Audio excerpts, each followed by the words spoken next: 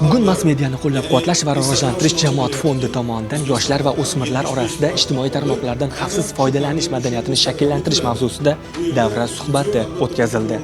Vaqtni samarasiz sarflash, psixologik bosim, soxta axborot va firibgarliklar, axloqiy buzilish, shaxsiy ma'lumotlarning xavfsizligi kabi kiber jinoyatlar bugungi davra suhbatida muhokama qilindi.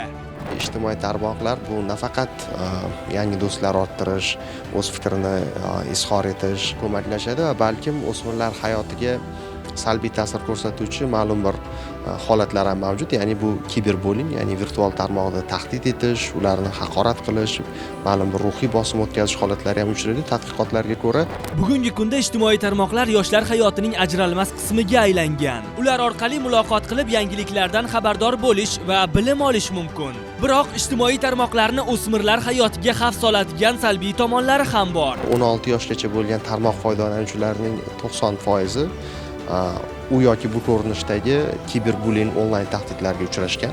Mazkur tahdidlar keyinchalik ularni o'ziga bo'lgan ishonchiga, ruhiy holatiga salbiy ta'sir ko'rsatganini qayd etgan. Shu munosabat bilan mana Meta kompaniyasini xavfsizlik siyosati bo'limi mutaxassislari ishtirok etishyapti.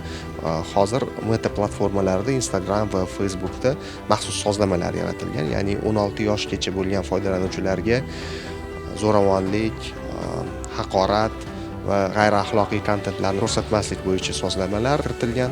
Aniqlangan zararli kontentni o'smirlarga tavsiya etmaslik va ko'rsatmaslik bo'yicha hamkorlik ham yo'lga qo'yilganligi alohida ta'kidlab o'tildi.